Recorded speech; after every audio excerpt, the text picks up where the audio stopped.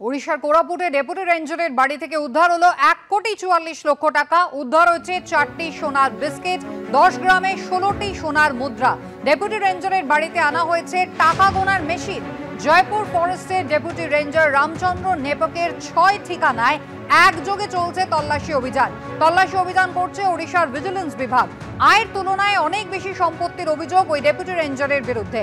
এই বিপুল সম্পত্তির উৎস কি জানতে তদন্ত চলছে।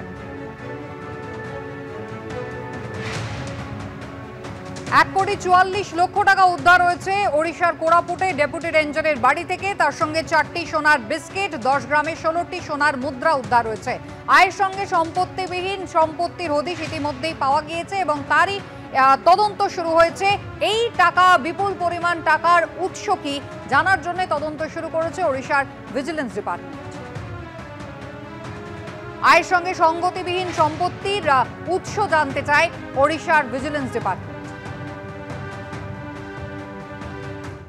অভিনেতা থেকে নেতা হয়েছিলেন আগেই, আর এবার কার্যত ভবিষ্যৎ দ্রষ্টার ভূমিকায় দেখা গেল মিঠুন চক্রবর্তীকে। আসন্ন বিধানসভা নির্বাচনে মমতা বন্দ্যোপাধ্যায়ের দল কতগুলি আসন পেতে পারে তা নিয়ে ভবিষ্যৎবাণী করলেন তিনি। গতকাল থেকে রবিবার পর্যন্ত ঠাসা কর্মসূচি রয়েছে মিঠুন চক্রবর্তীর। উত্তর কলকাতা শহরতলি, দক্ষিণ কলকাতা, যাদবপুর, আরামবাগে তার কর্মসূচি রয়েছে। গতকাল এক কর্মসূচি থেকে এভাবেই তৃণমূলকে তিনি আক্রমণ শানিয়েছেন, যার পাল্টা জবাব দিয়েছে রাজ্যের শাসক দল। বেছে বেছে নাম বার করবে কেন? বেছে বেছে তাদেরই বার করা হচ্ছে যারা বেছে বেছে এখানে এসেছেন। যারা বেছে বেছে এখানে এসেছেন সেই বেছে বেছেদের তুলে ফেলে দেওয়া হবে। পশ্চিমবঙ্গে বেশি প্রবলেম, ওই জন্যই এত চেঁচামেচি হচ্ছে এখানে।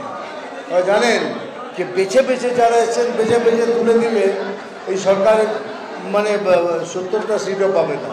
26 সাল বিজেপি 50 ক্রস করবে না।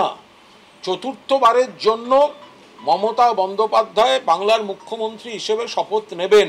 21 সালে মিঠুনবাবু বলেছিলেন 200-র বেশি আসনে বিজেপি জিতবে, সরকার গঠন করবে। আপনার পূর্বাভাস মেলেনি, এরকম জালি জ্যোতিষী মেলে না। বিজেপি শাসিত রাজ্যে বাঙালিদের হেনস্থার অভিযোগও পুরোপুরি মিথ্যা। গতকাল এ দাবিও করেছেন মিঠুন চক্রবর্তী। উনি ঘরের মধ্যে সানগ্লাস পরে আছেন, যার পাল্টা কটাক্ষ কুণাল ঘোষ করলেন।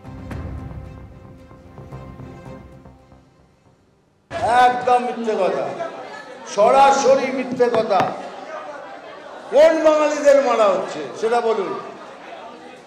বাঙালিদের মারা হচ্ছে, কোন বাঙালিদের মারা হচ্ছে? তালিকালি সমকাজ মানে ঝগড়া লাগিয়ে, উস্কানি লাগিয়ে ব্যাস ভোটটা কোনো পার হয়ে গিয়ে দিও। আমি বাঙালি, আমি এই পশ্চিমবাংলার ছেলে, এর থেকে বড় আর পরিচয় কী দেবো? ভিন রাজ্যে একের পর এক বাংলা বলা মানুষকে আটক করা হচ্ছে, অ্যারেস্ট করা হচ্ছে, হয়রান করা হচ্ছে। মিঠুন চক্রবর্তী দেখতে পাচ্ছেন না? নাকি তদন্ত থেকে বাঁচতে ওনার বাঙালিয়ানা সত্তাটা, শিরদাঁড়াটা বিজেপির কাছে বন্ধক দিয়েছেন? একটা বিশ্বাসঘাতক গদ্দার।